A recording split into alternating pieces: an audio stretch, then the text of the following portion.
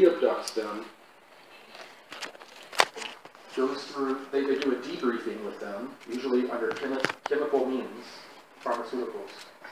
Then they give them more screen memories, which really confuses them after they've already had that done by the non-terrestrials. And then they return them back to back home. They gather intelligence after they're abducted. And this is done on a wide scale in almost every country.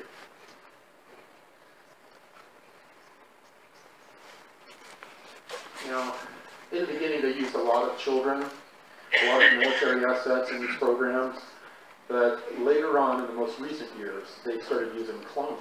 They grow clones, and then they become programmed life forms. They are not as efficient as an Earth-grown human now. Efficient in doing these different jobs, like interfacing with aliens. They don't have the experiences that we have on Earth to add to the communication, which is very important.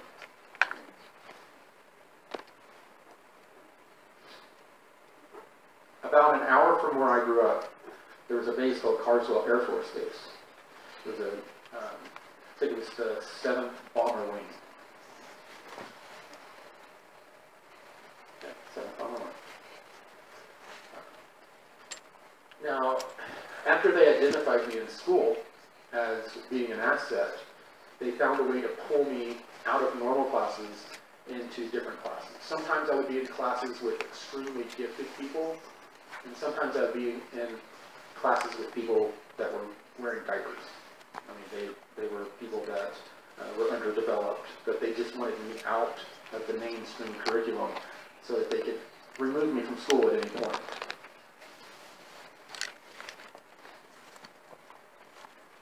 Under Carswell Air Force Base,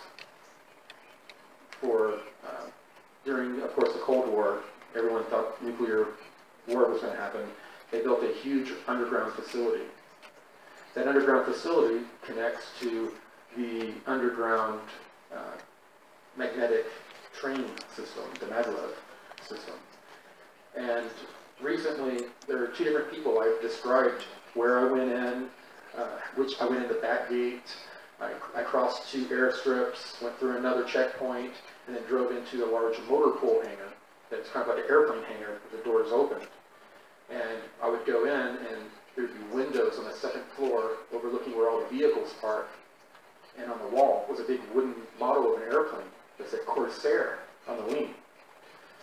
And this was, 1979. And that's the type of plane that was flying out of Carswell. I described this to some people that used to work at Carswell, and they were shocked that I knew about the elevator in that building that went down to the lower levels.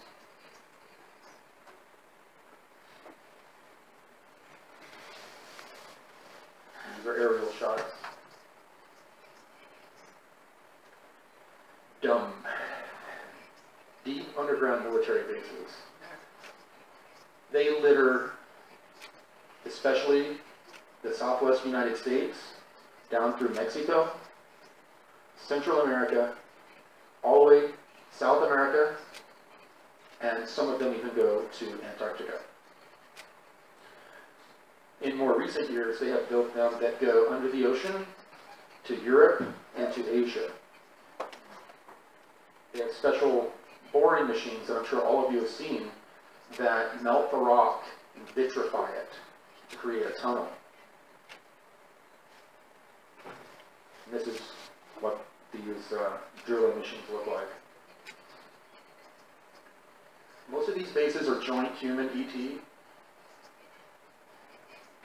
And it says up here, continuity of government. That is the reason publicly why they're, or not even publicly, but on paper, why they're building these bases. But we need to change continuity of government to continuity of species. Their program is to basically, like Noah's Ark, keep the human genome saved from extinction by keeping part of it underground and part of the human race on other planets. So we don't have all of our eggs in one basket, as they say. In Texas, anyway.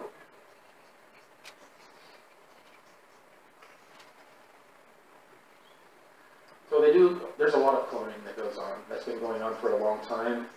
Anything that is unethical on the surface to do, research-wise, is either going on in Antarctica, in their R&D bases, or below ground. A major area is in Mexico, the Zone of Silence. Originally they called it an NBC facility, nuclear, biological, chemical development. But they do quite a lot of cloning there, and very disturbing experiments.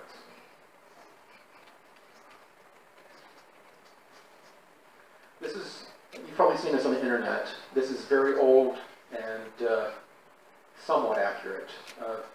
The maglev, or magnetic trains that go underground, they go to all these different bases, and it shows it going off to down to Central and South America. But I haven't seen any maps that show the details of South America. They go through a lot through Brazil, Argentina.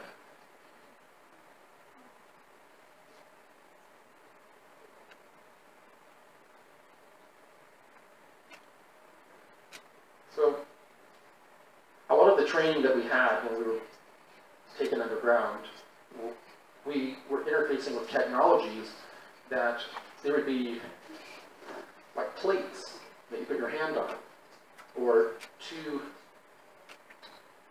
little protrusions in a chair that connect to, the dimples in the back of your shoulders. That's an area where a lot of nerves crisscross. And that is a place to where if they had this node, this metal node, positive, negative, going, that you lay back against, and also plates that you can put your hands on, it is a neurological interface to technology. The things you see out of your eyes, you completely believe. You hear, you smell, you taste. They can manipulate all of that. One of the major tests is for you to be able to determine when you've been put into some sort of a virtual reality simulation. They're so real, it's very difficult. And of course, back then, at the end of every session, you were chemically blank slated, which means mind erased and given screen memories. If you left school, your memories would be that you went to a natural history museum and looked at dinosaur bones, when in actuality, you had gone underground and had been subjected to all kinds of terrible experiments. You come home, you have all this trauma from what? Seeing dinosaur bones? So it was hard to explain the trauma that we would have and the bad dreams. We usually trained in small cells, and between the ages of 6 and 10, normally we were trained at night. We were picked up and we were brought to a mall, an indoor mall where you normally go shopping. It would be shut down, and there would be reptilians there, there would be different groups there that would be observing the training that would go on. And different cells of children would be pitted against each other in these competitions.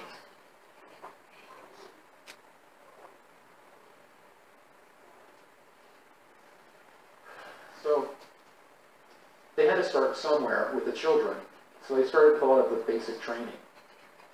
We learned traditional firearms, field stripping of weapons, blindfolded, by touch. We learned hand-to-hand combat, which was something I was already learning from my grandfather. Wayfinding, reading maps and being able to determine where you are and how to get to where you want to be. Calculating objects at a distance for, kind of like snipers do, the rule of thumb type of, to tell how far away a human is. And of course, communication protocols for radio. Now, you cannot just introduce a person to a non-terrestrial without some sort of acclimation or preparation. In the beginning, the virtual reality scenarios I was mentioning, we would go in, we would walk into a room, and there would be like card tables, like you play cards at, with military and scientific people sitting around them. And then you would go into your virtual reality training. And then when you would come out, and as they were walking you back through where you came, you would look over at the table, and there would be a gray alien sitting there.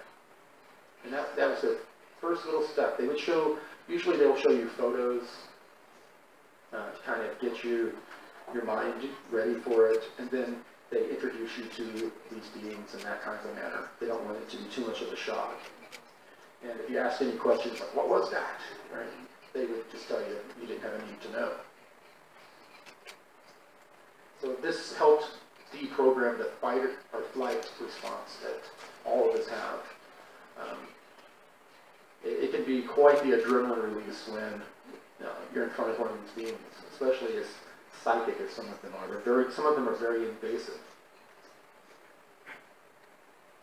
And of course, there were hybrid children that were present also during our training. And I have a few disturbing stories about my interactions with them that I do not make public.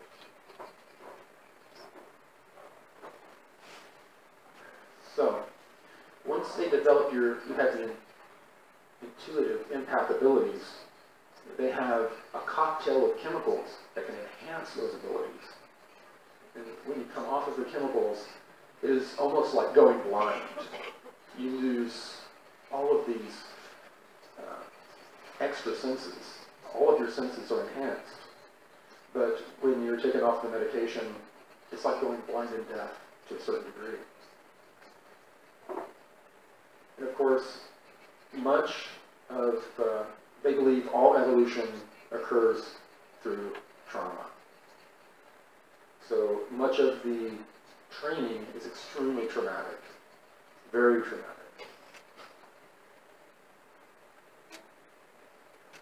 They would put us in sensory deprivation chambers for hours, or you lose all sense of time. It seemed like hours. And even in these sensory deprivation chambers, at times they would use virtual reality as well. And the out-of-body experiences that we had were just epic.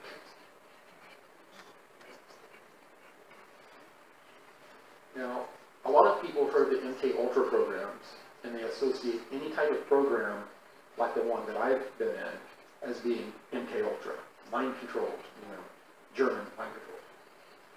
But there are a lot of Ultra programs, and most of them use the mind control tactics that they learned in MK Ultra, but these other programs have completely other agendas and are only related to MK Ultra by name, the Ultra part.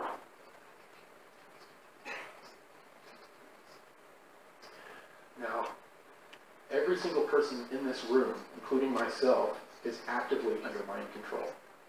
We have all types of mind control, socially programmed, religious programmed, genetically programmed, and technology that's interfering with our consciousness.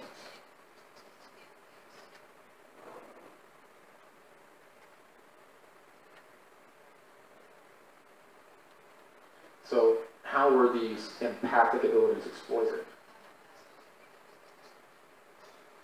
Well, first of all, one of the #1 symptoms that children and young teens had, a lot of them would have a very nice life at home, a very good home life with their family. But they had unexplained post-traumatic stress disorder. They couldn't explain it. Well, on one level, of course, our subconscious level, we recall all the trauma-based programming that occurred, but consciously, there's no memory of it. So there's a conflict between the conscious and the subconscious that creates all of the symptoms of PTSD.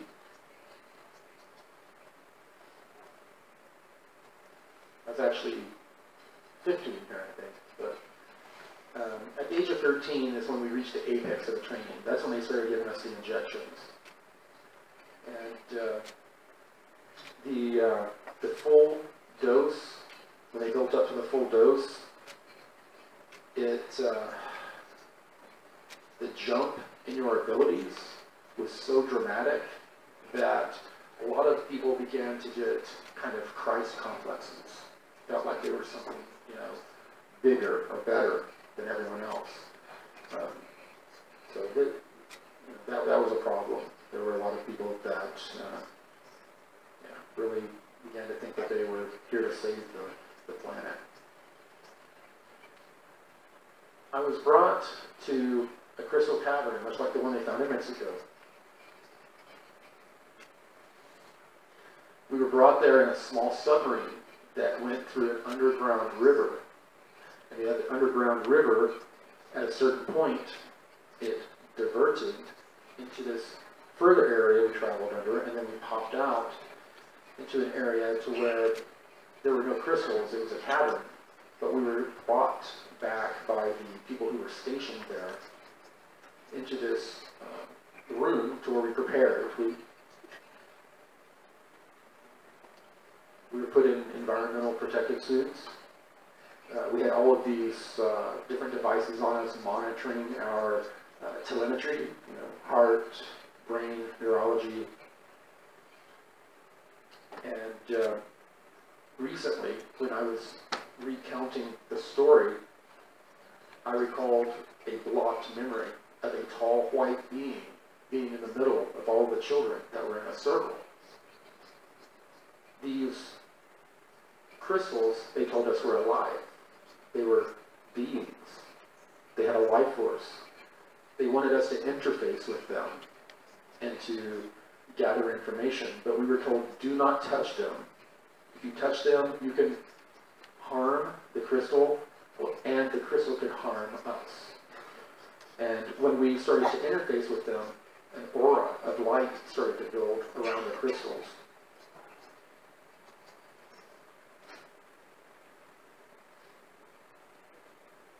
And the crystals were huge, even bigger than, wider than these. It was very hot, 120 degrees Fahrenheit.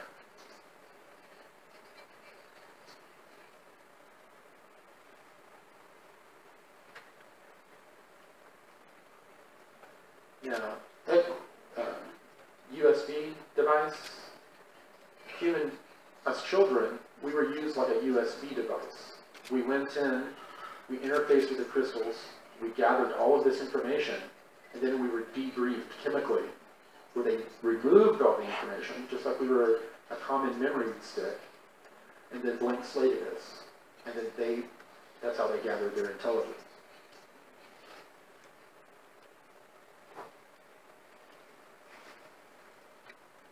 When I was around 13 years old, and I had reached a certain level of ability to interface with non-terrestrials, they brought me and 2 other children to a Federation meeting.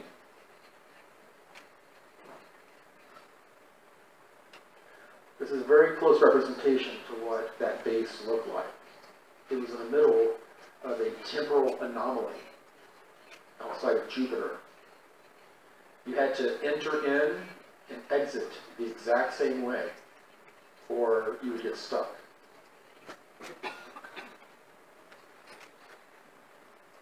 You could see no stars. You would fly, you'd leave a star field, you would enter this anomaly, and it's pitch black.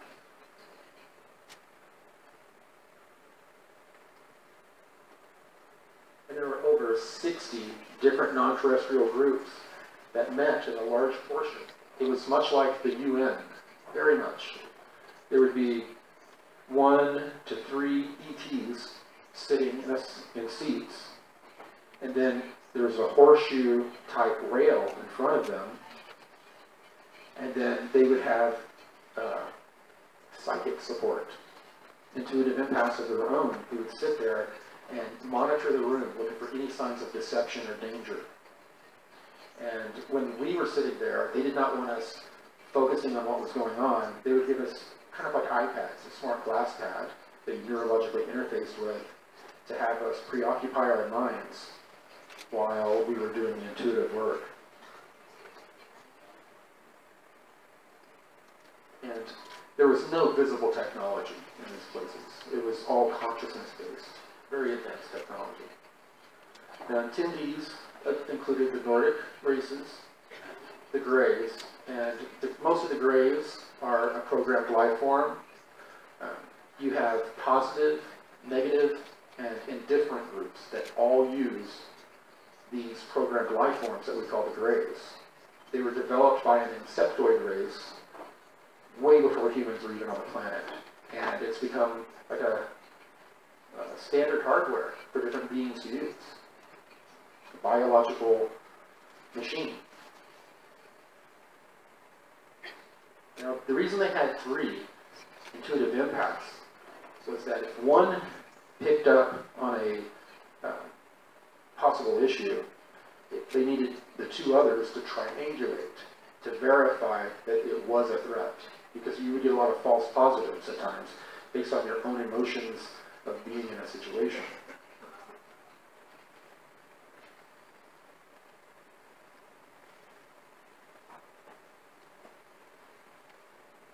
Of course, our different belief systems played into and filtered the information that was coming through, so it was always good to have 3 different perspectives. Normally, the 3 people would not be from the same culture, speak the same languages, and it helped them get a better triangulation.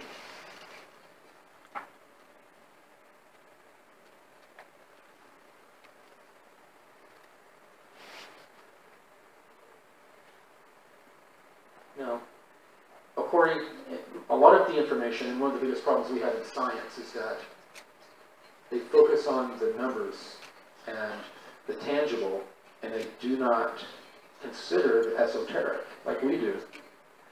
During World War II, the Germans did not have that problem. They married science and the esoteric, and the results were phenomenal. In the early 30s, they were flying around in anti-gravity devices.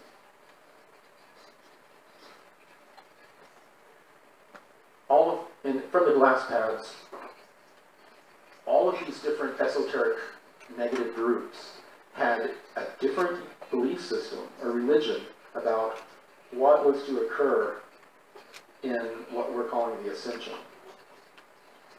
And they had completely different ideas on consciousness and how it was developing. So in these negative Illuminati groups, there's not a consensus on their belief systems. There are various belief systems, some very pragmatic, very scientific, some very esoteric, and very just even more out there than people call us.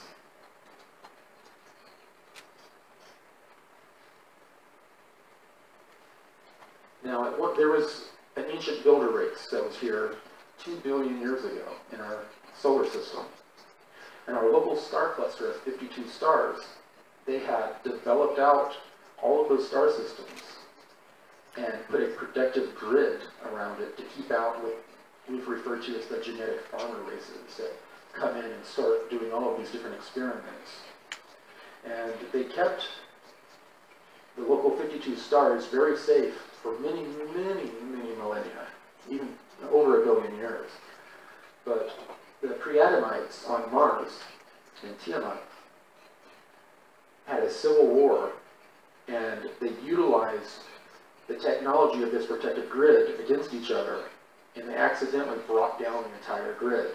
And when they did that, all of these genetic farmer races that really wanted to come in and get this fresh genetic stock, they moved in and took over.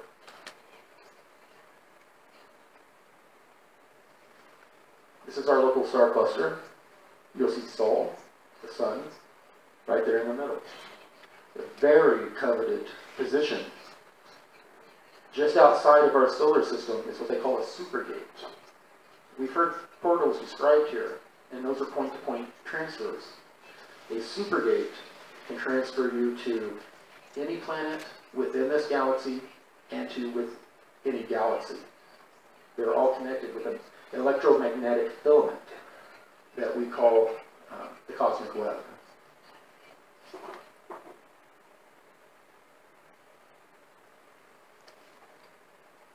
Now, when these genetic farmer groups moved in, they started over 22 different genetic experiments here.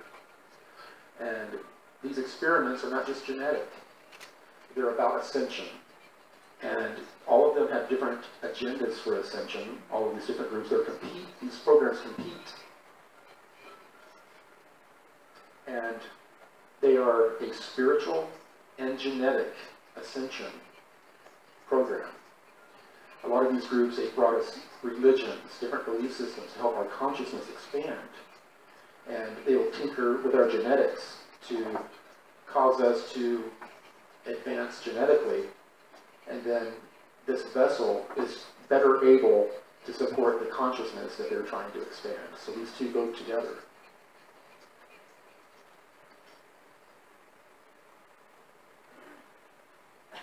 The reptilian experiment. 65 million years ago, according to the reptilians, this planet was theirs. They believed it was theirs. They had an experiment, a genetic experiment. There's just not only a mammalian experiment going out there on different stars. There are insectoid experiments. There are reptilian. You name it. And the reptilians supposedly had 3 races of humanoids here on Earth that were destroyed in the cleansing, genetic cleansing that occurred by these more human-like ET races that came in.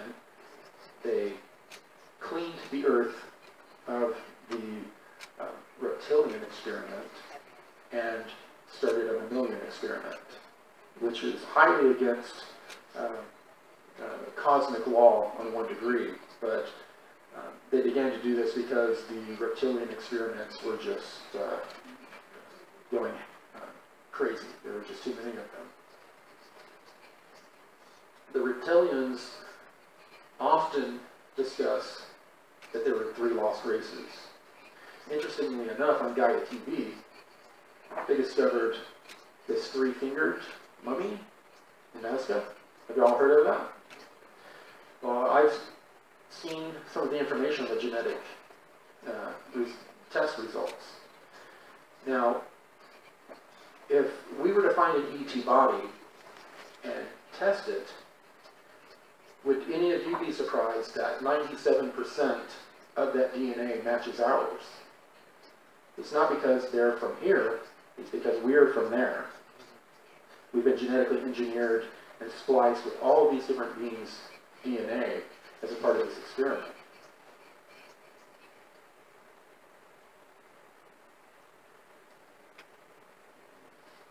Now, all of you heard about the Hopi stories, about how the ant people took humans down into inner Earth during the last cataclysm and then brought them back out afterwards.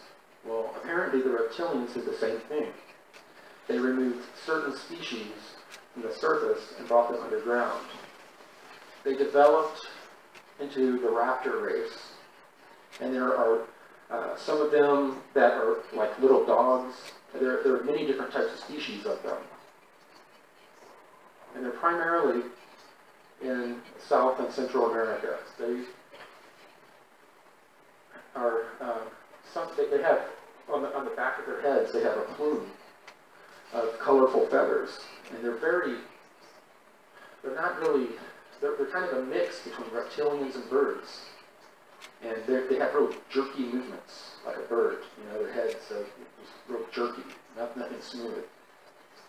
And they've been seen quite a bit coming out in Central South America at night to hunt. And they are carnivorous.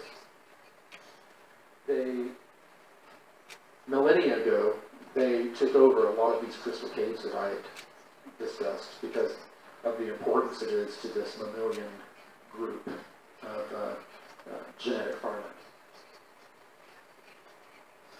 And this could be the Aztec feathered serpent. This could be where that story comes from, but we're not sure. 22 genetic experiments. Of course, the insectoids are extremely involved. Most of the technology of the insectoids is not what we would call technology. They will genetically build ships, genetically build drones and workers to do their bidding. And they use that type of technology more than they do what we consider technology.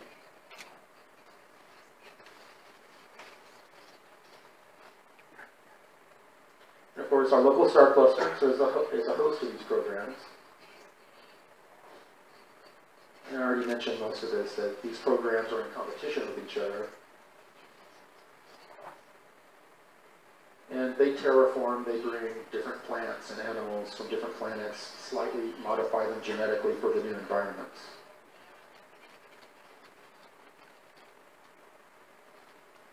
So the programs are made up of these components. There's a genetic component, which I described where they tinker with our DNA to evolve us a few percent every 5,000 years. The consciousness component and the spiritual component are pretty related, but they need our consciousness to grow at the same time that they're advancing our genetics. Now, of course, some of the competing programs are trying to suppress our consciousness and to interfere with the genetic program.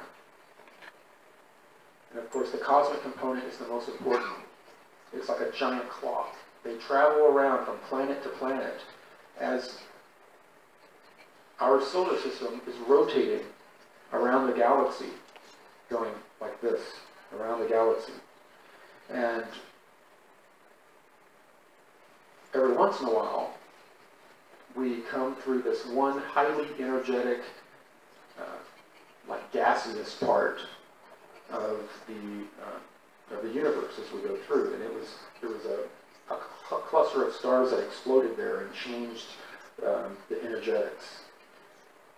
So, and that is where a lot of these cosmic energies, where we travel through them, and our solar system is revolving, and it's like a dynamo as it goes through these energies. It's friction. The friction is building up the energy. The energy goes around up into the north and south pole of the sun and comes out from the sun. That's how the sun actually works. It's like a light bulb. Now, I think we're supposed to be in solar minimum, but we've seen some very interesting activity with the sun recently, have we not?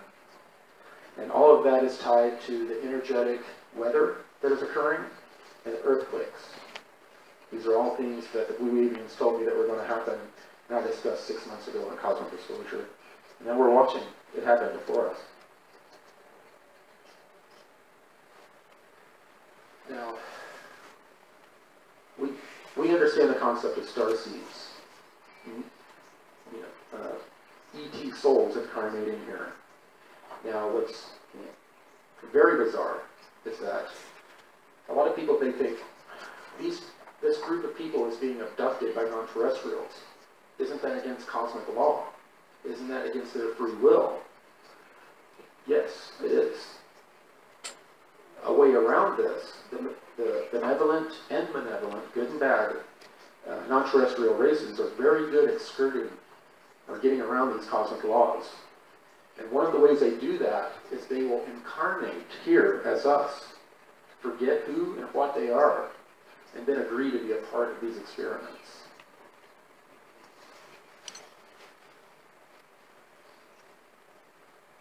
Now, I was first brought into the programs. I was involved in what they called the Intruder, Intercept, and Interrogation program. From our perspective, there was one group that had come in and abducted humans and returned them back to their previous locations dead. And our military forces were like, these are evil beings, we need to find out what's going on. And eventually they were able to capture some of them. And it turned out, good and bad is perspective. These beings, thousands of years ago, had a crew that crashed on our planet. And the beings in that ship got caught up in our incarnation cycle. So it was a rescue mission.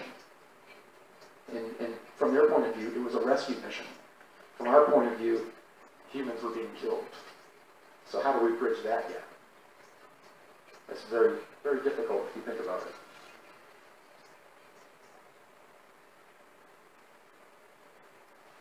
And of course, it's the natural law loophole that they use by reincarnating here as humans. Now, because these 22 genetic programs are in competition, often they will abduct the experiments of another group to gather intel or to also try to pollute or to mess up the experiment of the opposing group.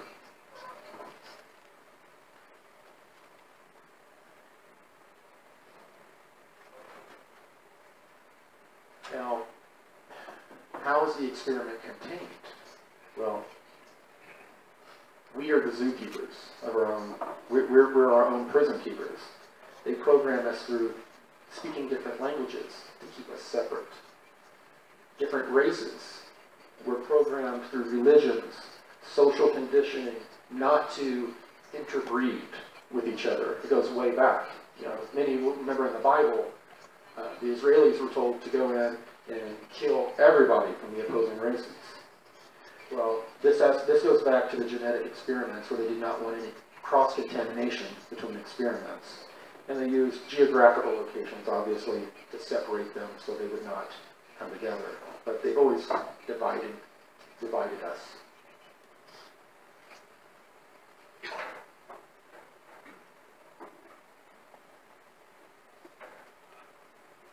And of course, they're constantly at almost not war, but conflict with each other with these experiments.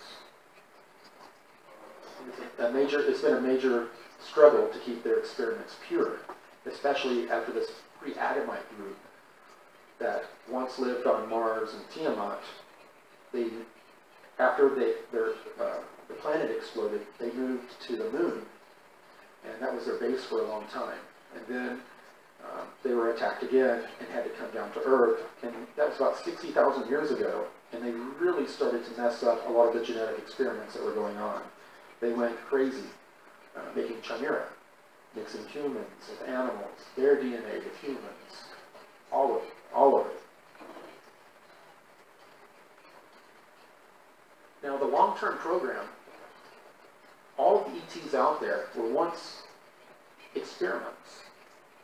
They started off very raw and rudimentary.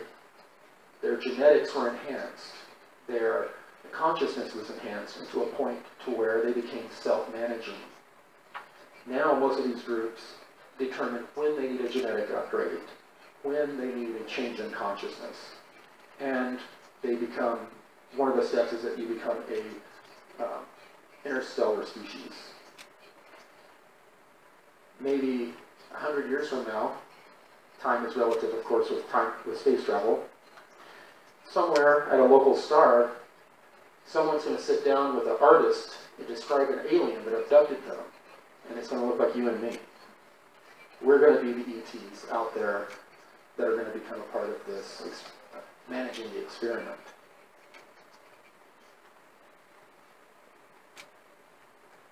Now, the upgrades in our genetics and consciousness are timed to coincide perfectly with this galactic cosmic change that occurs, with these energies that come in. They work with the cosmos in this ascension machine that we live on.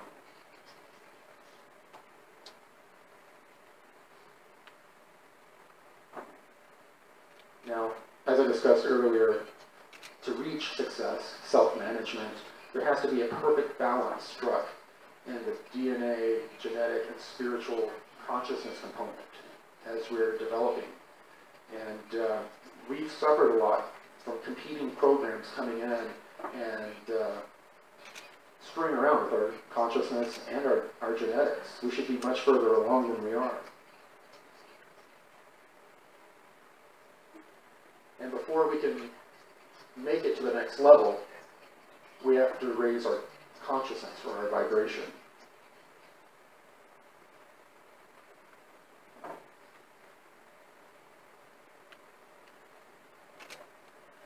We're seeing a lot of very strange solar activity, even though this is supposed to be the solar minimum. What is occurring can appear scary to many, many people. The ancient mystery teachings have all prepared these elite secret societies with the information I'm telling you about now, that what they call is a solar sneeze, which is the Earth, the Sun has a 360-degree full circumference mass coronal ejection. Just everything.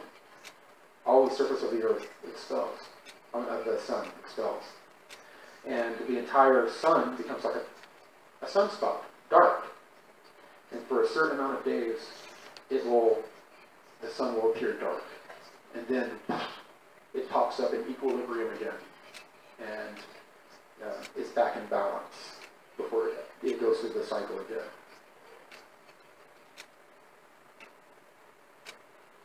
And the huge population, this ascension event that's occurring, many of the souls are here because they know it's the time, and they're here to ride the wave of ascension.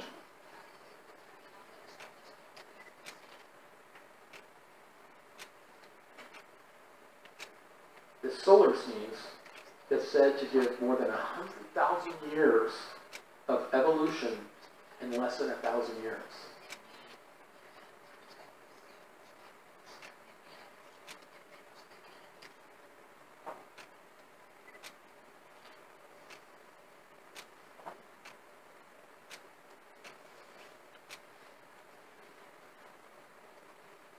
Bridget Nielsen, I think she's in here, coined a phrase recently that I love. We came here as star seeds, but now is the time that we become star blossoms. This is the time everyone, I've never seen star seeds so excited about their mission. All of us are blossoming and coming into our mission. And we're finding that all of our missions link together.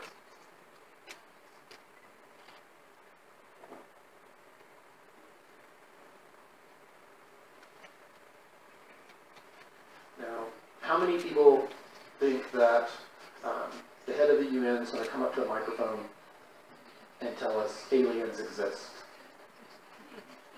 Nobody. Not one hand went up. When we do get disclosure, full disclosure, it's not going to be a kumbaya moment. Everyone in this room is not going to hold hands and start singing and crying and being excited. It's going to be a traumatic, very traumatic moment for humanity. Because full disclosure is not about, are there ETs? It also encompasses all the information about the crimes against humanity that have been perpetrated on us to keep the secret, as well as information about this galactic slave trade, where over 1 million people a year are taken off planet.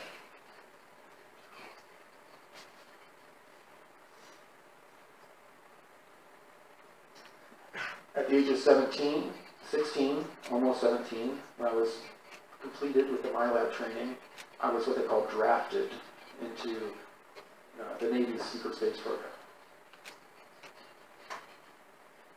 I was taken to the Lunar Operation Command for processing. Even though I was under 17, they had me sign a bunch of documents, gave me medical exams. All these injections, nobody told me what they were. They just walked up, gave you injections. You were not entitled to know what they were. Now, I mentioned the Intruder, Intercept, and Interrogation program. When I was almost 17, and they assigned me to this interstellar research vessel. The captain had a few civilian assets that were young assigned previously, and for the first year, they were homesick, cried for mama. It was really bad. It was very disruptive to their regular operations. So they took me for 10 months and put me into this program, which was very traumatic. It was very much like the Men in Black movie program. There were times in broad daylight they would go and abduct aliens pretending to be humans out of high-rise buildings, working jobs. They would take them up to one of the interrogation stations and try to find out why they're here, what's their agenda. Because there is a process that these beings can come down and get approval to live amongst us and study us. And of course, the Lunar Operation Command is basically air traffic control. When any type of craft comes into our solar system, they have to provide a friend or foe signal. They have to tell us their intent. Back before we had developed out our own space program, these groups were coming in, scooping up humans and leaving. And after we developed our own secret space program, we were able to repel these people. And of course, the negative humans decided that this slave trade was a good commodity, and they started trading off, like I said, 1 million humans off the planet every year for technologies and biological samples from other star systems.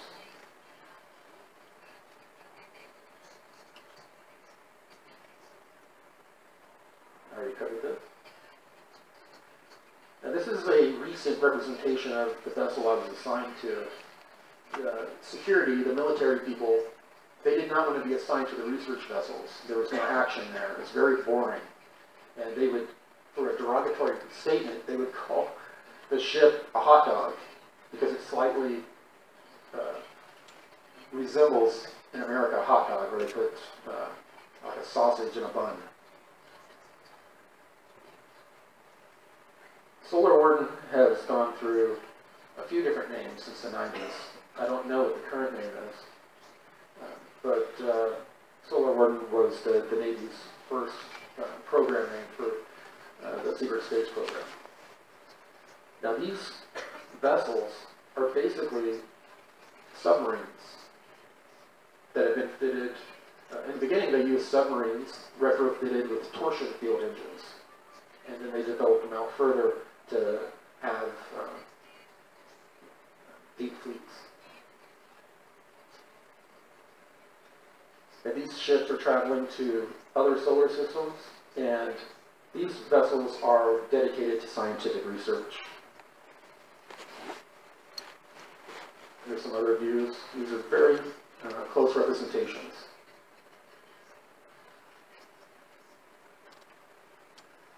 The name of my craft was the Arnold Sommerfeld. He was a German scientist that was a theoretical physicist whose ideas really fed into a lot of the new quantum physics theories.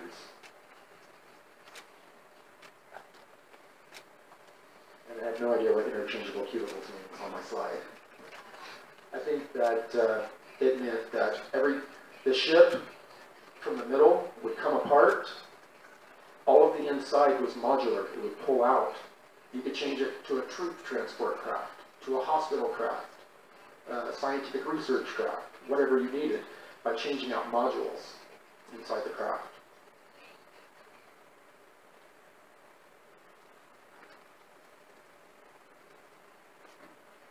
Now, I worked mostly with what we call the eggheads. They were the scientists and the engineers. And they were very mundane activities. I was helping break down and set up rooms for experiments. I assisted in monitoring experiments. They did what, I'm trying to remember the name of the training, redundancy training. We would have to train along with other people on the ship to get a general idea of their duties so that we could perform them in the time of an emergency. And because it was so boring, it really was boring, I spent a lot of time on the smart glass pads, accessing the human database of information. Some of these cigar vessels were 2 kilometers long. They were built both in Antarctica and in Utah, underground. There's a huge shipbuilding facility. And most of the engineers that I worked with stated that when the craft were about 60% completed, they moved in and lived on the craft for the arrested a build-out, and they assisted with the build-out, and would know the ships intimately for engineering. Now, a smart glass pad, if you were to find one laying here on the ground, it would look like just a piece of plexiglass, unremarkable. A little metal strip on the side, a little bit of wiring, internal wiring, very, very small, barely able to see. And it had historical information on it that would be displayed. You neurologically interface with it. When it touched your fingertips, it would be clear. And once you learned how to activate it mentally, it would turn opaque or kind of white. And then you begin to start seeing data in whatever language was your native language, as well as not exactly holographic coming off the device, but very rich three-dimensional images and scenes.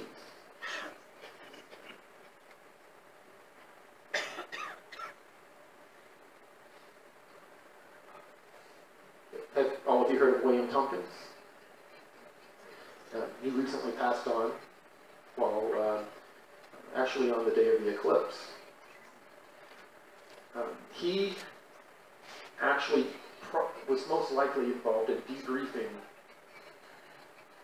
the German, the spies that went to Germany to find out about their secret space program during World War II. A lot of the information he was able to gather was on the smart glass pads. Imagine me, I was looking at all this information on the smart glass pads, and then I get to meet the guy who was debriefing people who put the information in. It was very interesting. We had some very interesting conversations. There were a few more I would love to have had with him. This is when he was working for the one of the, I'm trying to remember, so Northrop Grumman, I can't remember which of these companies he was working for at the time, but they had him design a new type of naval spacecraft. And indeed, I ended up seeing these. They look very much like the stealth ships that the United States is using today.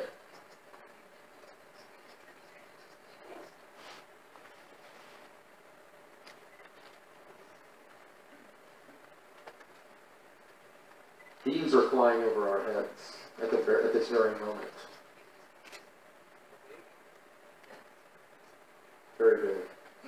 Very big. Larger than aircraft carriers. The history of the secret space program. Now everyone knows that Nikola Tesla was way ahead of his time.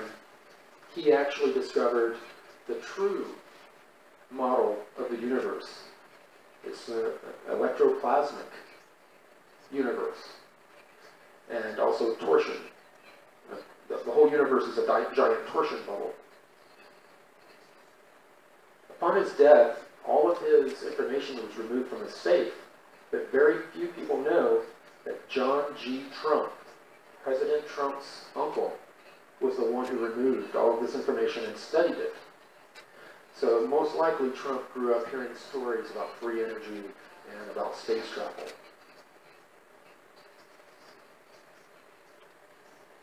Recently, when Trump entered office, he signed a secret memorandum requiring that there are over 8,000 classified patents. He ordered a large number of them to be declassified.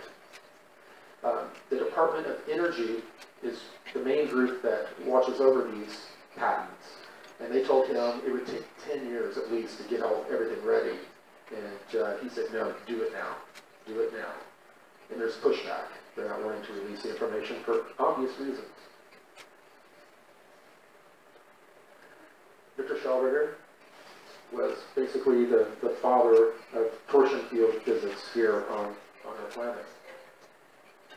He met Hitler in 1934, and then he was forced, just like most of his secret space program development, it's mostly been built out by slaves, slave labor, and he became one.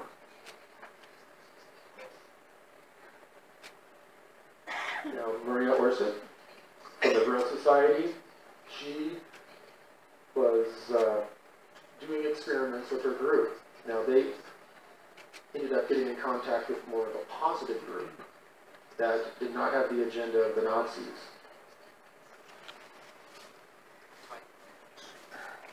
I have 5 minutes. Oh my God, I'm like halfway through. Operation Paperclip, of course, that's where the Germans, that's how they infiltrated and took over the... Wait. Podemos, si queréis, renunciar al tiempo de preguntas y le puedo dar hasta la media. ¿Sí? Okay. 50 minutes. Okay.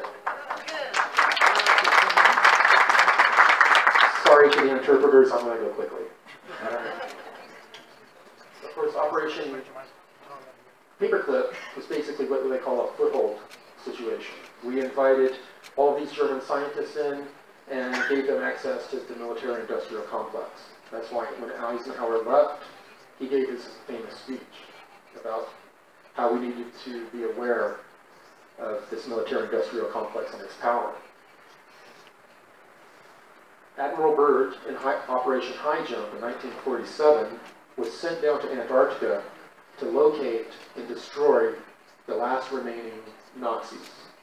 We knew that they were down there. We knew that they were in Argentina. We knew that they were in the Ross Ice Shelf region of Antarctica. And we went there with our conventional weapons. We won World War II, supposedly, so we thought we were going to take them out. And the official story was that we were testing cold weather machinery, how the machines acted in cold weather, how soldiers acted in cold weather, but it was actually a military invasive program. I'm going to go through this. And of course, in 1952, the spacecraft that flew over Washington, those were manned by Germans.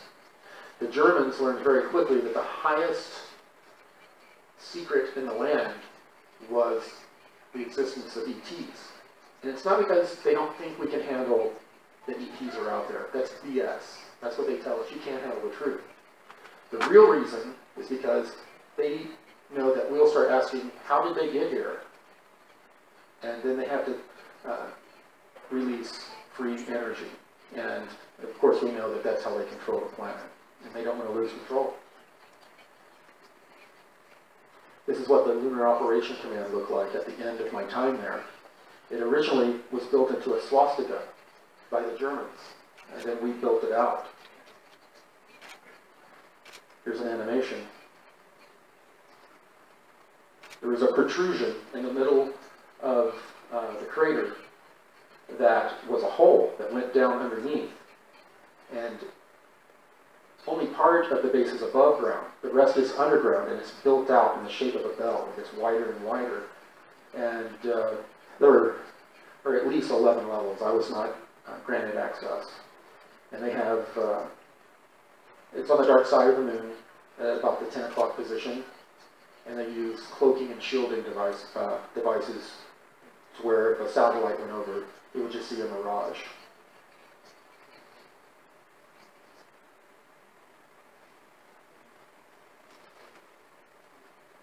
This is the dart, which would come in my backyard and pick me up. My wife, when I first started telling her about it, thought I was a little crazy. And she used to smoke, and she would go out in the backyard, and she would see points to where 3 points of the craft had landed. And, you know, she could explain that off in her mind. But then one day she went out and found my bare footprints going out into the yard. You'll see in a minute, it was mostly mud. It wasn't all grass. And then my footprints disappeared. And then they began again, like 10, 20 feet later, going back to the house. That's what really got her attention. This was my backyard at the time. And this is where they would fly in through the trees and land. Right there. There's my dog.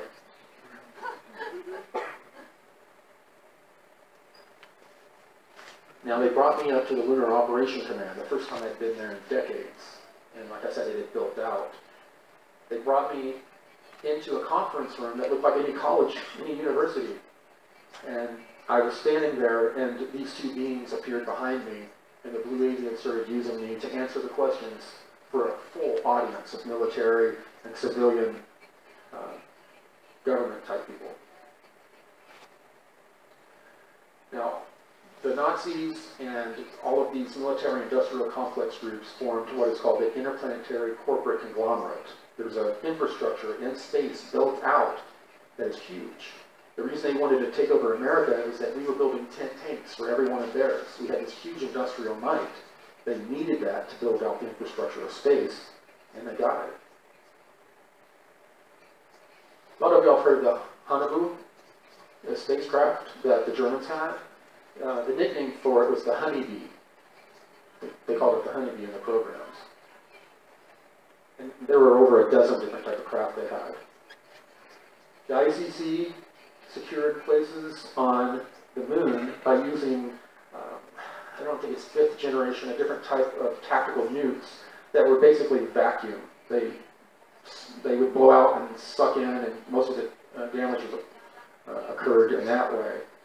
And it was very similar to how they took over, North, South America during, the discovery of America. But they did want to make sure that it is completely locked down on Mars. It's a major slave colony. They do not want a 13 colonies situation to occur, and they're preventing it.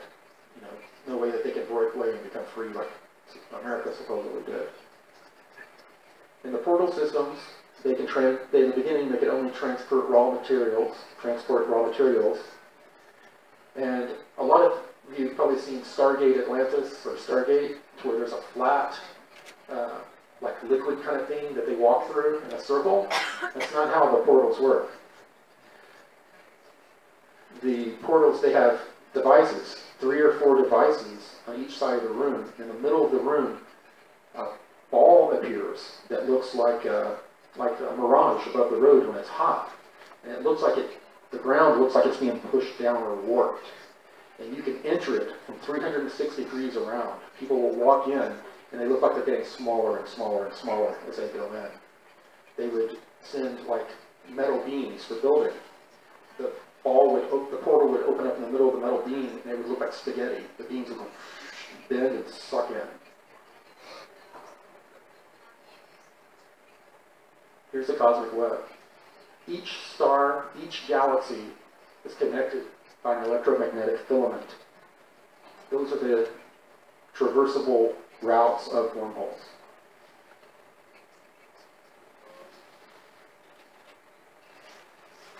Of course, slave labor is used exclusively in building out these bases. The first bases were built out successfully in the 1950s. The Germans had a lot of difficulties. In the area of Mars, they were building out bases at first. There were huge dust storms that caused major electrostatic discharges that was destroying all of their equipment. It was only within a certain region of the North and South Pole that they found that they could have the technologies before they were able to shield them that wouldn't be affected by these storms.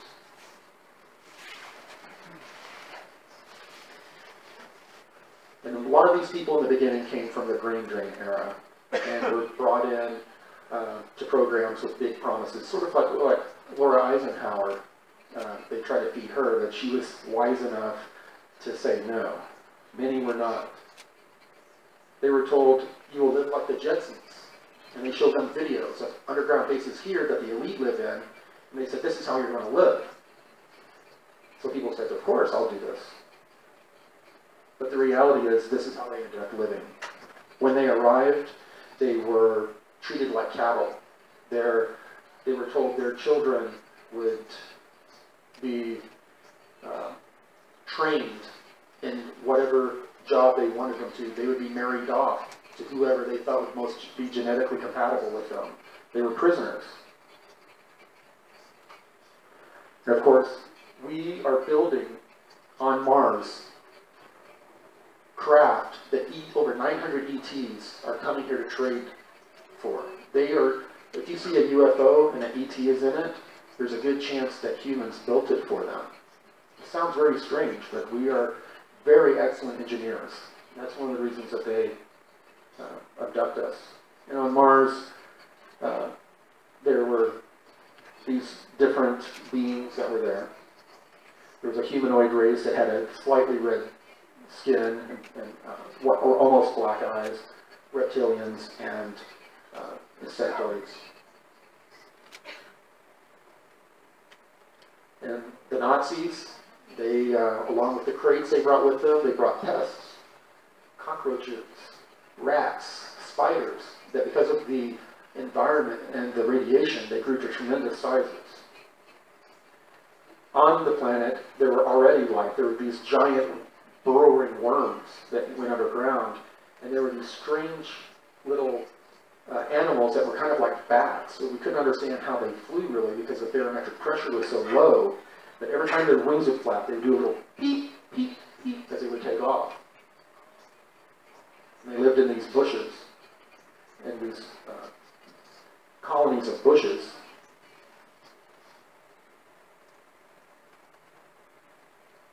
And of course, everyone's seen the signs of ancient civilization on Mars.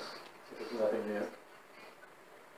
And the fact that on the surface of Mars, every day, water leaches onto the surface, it freezes, it thaws. There's plenty of water on Mars. This is a good representation of what the skies really look. This is more at dusk. They put red filters on NASA to make us think that everything's red. But at times the sky is red because of the dust, the huge sandstorms. And there are aurora borealises that occur at times all over the planet, not just at the poles. And they're magnificent. Buzz Aldrin recently spoke about the Phobos moon and the strange anomaly there. And this is going to be the part that I really wanted to talk about. I don't think we're going to have a whole lot of time. We have a Mayan group. Their technology is basically magic. Yeah, they interface with stones, with their consciousness. And they have craft that are made entirely out of stone.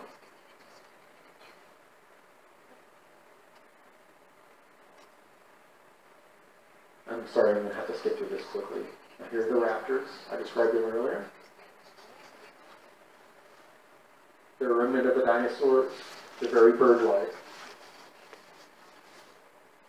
Bird-like movements. I covered this. Of course, the reptilians. There are many types of reptilians. The reptoid ones are often mistaken for graves, and they claim to be the original inhabitants of our planet. The Draco Royals are white, 14 foot tall, very invasive in their communications telepathically. And they control the joint underground bases.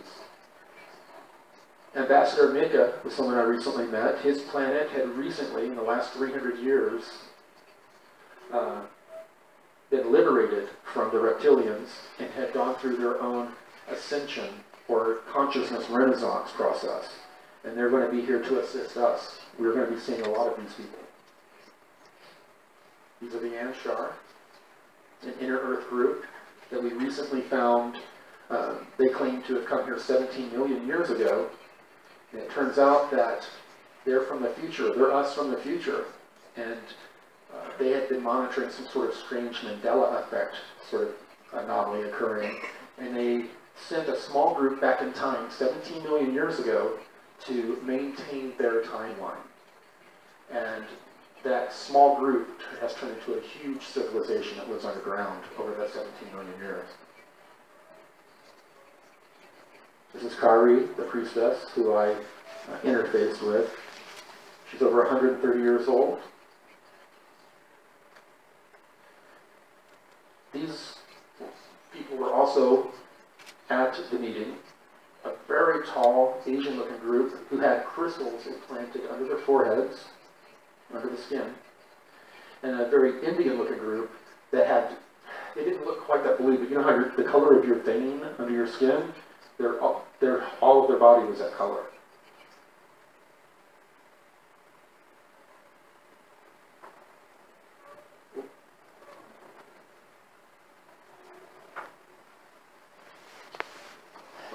I'll just go through.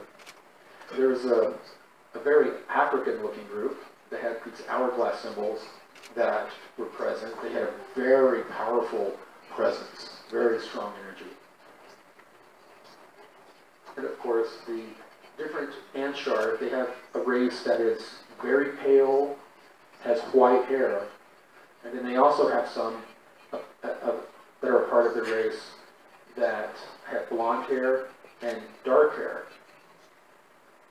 There's this one group that wears a silver star pendant, and they're very Mediterranean or Greek kind of looking. How much time do I have? I'm probably over. I don't know. Yes. Okay. All right, so sorry. I was brought down to this location to where it was a religious area for the Anshar. I had to go through a cleansing ceremony with these people. I was brought to a meeting. This is a depiction of the meeting, that all of the previous groups I showed were there. I was then brought to this large cavern to where their city is. And then I saw the city. There were saucers, cigars, and egg-shaped craft flying around at the top, and they were going through the walls. Take a look at this. This is very similar. All deep within the earth.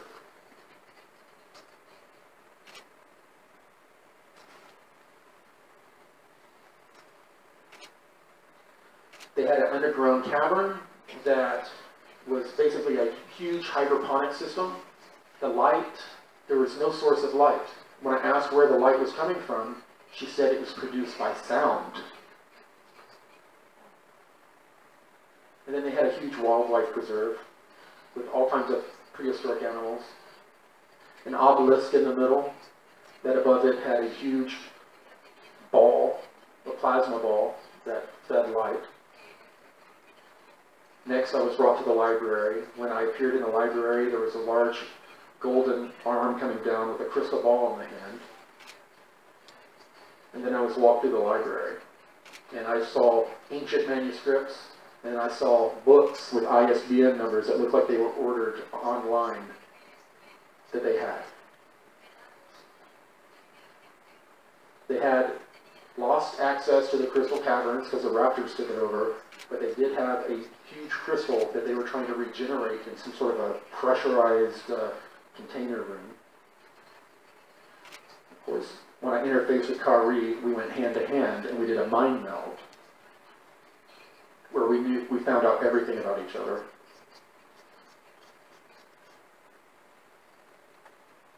And of course, my diet changed. When I first started shooting Cosmic Disclosure, I was 268 pounds, and the diet changed. Now I'm 185. It happened very quickly.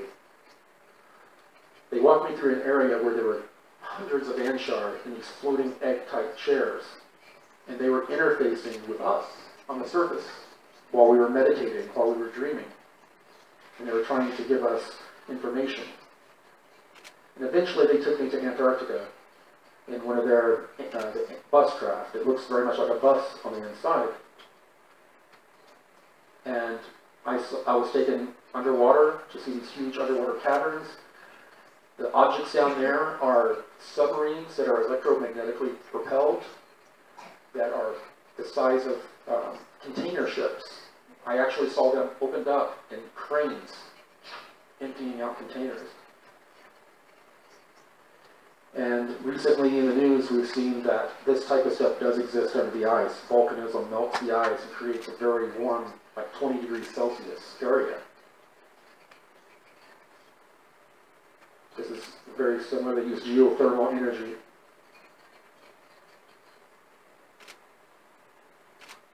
And of course, they were using steam to excavate a lot of the ruins that they were finding. Pressurized steam.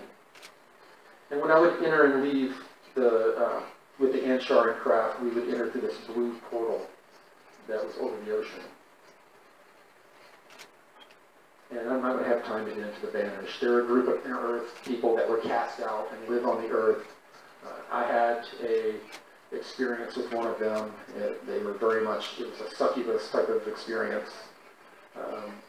They seek positions of power, and they actually have children with surface humans, which is very forbidden. After my experience with this woman, who was one of the Banished, I was brought in, and Kari told me that she had infected me with entity attachments, and she used a long crystal that when she rubbed it, it started singing, kind of like when you rub your fingers on a glass with water in it. And she waved it above me, and all the entities left.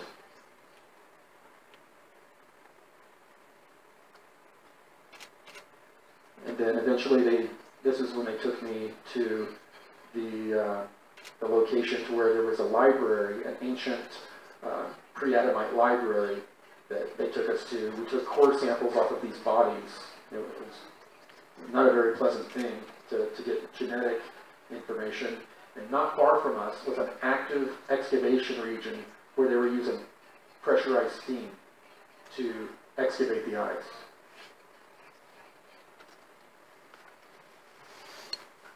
This is where we took core samples out of the bodies, the DNA samples. And they jokingly called it the Pompeii on ice, the way they found the bodies. It was very similar. And one of the things that I saw was a human being with a tail. So part of the genetic experiment. 5 minutes. 5 minutes, okay. This is what the pre-Adamites look like with the elongated skulls. Very similar to what we've seen in Egypt. This is what they look like. Very weird rib cages pushed in, pot bellies, and all the men, they had kind of like a flabby chest. A lot of fat up here. Very similar to the depictions here. And of course, when I was with the Anshar, they completely walked through the wall to go into this library, where they removed a number of scrolls. And recently the Anshar have told me that ET and contact from these beings, a lot of us are like, how come we're not getting contacted? How come no one's contacting me? Well, these beings, they have to approach us through our higher self. Our higher self determines if we get contact, what type of contact we will get. And it also tells them what they need to give us to prepare us for contact. And it all comes down through the higher self. It's very much different than the way I thought it was. And the Anshar have recently evacuated their city. All of the buildings, there's nothing but footprint now. They all went into this temporal anomaly, very much like what I showed you earlier with the Federation base. And they're doing that as a protective reason because of these energies coming in. And of course, we've seen on the news exactly what I've been talking about since February, about the areas under the ice that are 20 degrees Celsius. You can go with a t-shirt. You can go, in some of these places, you can go swimming.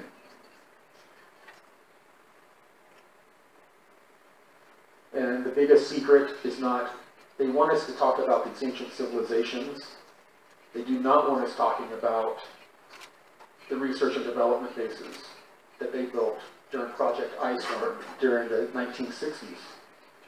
This is also how they built a lot of bases on other planets. I don't have time to show this whole video. Make a note to look for Project Iceworm on the internet, and please watch that video. It'll give you a lot of insight on how these bases are built and maintained. And of course, they have every story you've heard at Dulce about genetic engineering, about all these horrible slaves and stuff. All of that is going on in Antarctica. And it is against was signed that stated it was for peaceful purposes only. So this is the big thing that is the Achilles heel of the cabal. They do not want us talking about this. So I'm going to talk about it more. The Navy and the Air Force have competing programs. They're compartmentalized. They don't know about them. We've been seeded through movies and television about the existence of these programs subconsciously. This is what the bases, the stations look like that the Air Force has, that are about 500 miles above the surface of the Earth. They're serviced by these triangular craft that go up to them daily, dock, and then come back down. We also have a lot of smaller stations. The last minute, please. Okay, I'm going to wind it down. A lot of this is built during the Star Wars SDI program with President Reagan. And what we want is not a partial disclosure. They've given us little bits for us to chew on. We want full disclosure. Like I said, it's going to be traumatic, but we deserve it. We need it to fully grow. There's too much being kept from us.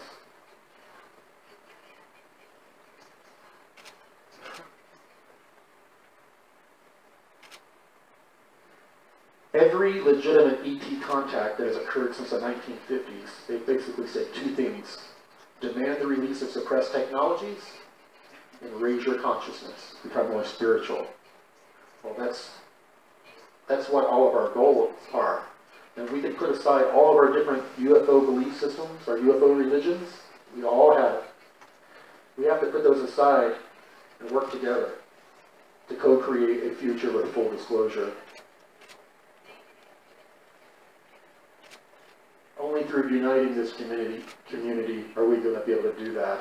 And recently, the Rothschilds tried to start a civil war in the ufology community that failed. So we need to come together and start to do protests, mass meditations, organize. We've got to do this. You can go to the fulldisclosureproject.org and join in. Form your own groups, please.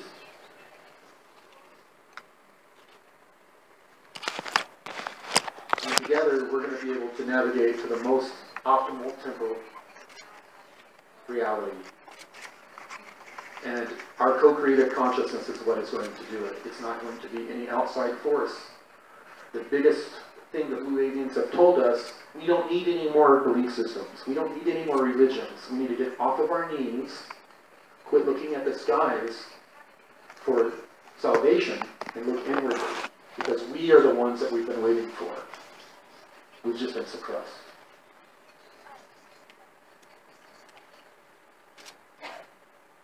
And if you go to cosmiccocreation.com, I'm working with Gerald O'Donnell on a program to help us develop our meditative abilities in the mass consciousness.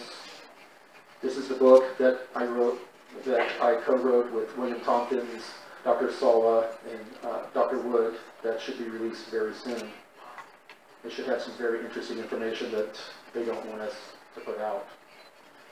And of course, secretspaceprogram.com we recently obtained. This is one place where we can all come together and begin to organize. And of course, if you want to watch Cosmic Disclosure, you go to blueavians.com. You can watch it for free, as I stated before. And that's the end. Gaia is hiring. They need a lot of these types of skills. If you feel like you're called to use your skills for this cause, you can do it with Gaia, you can do it with your own group, you can work together with us, but it's time that we come together. Thank you. And thank you very much.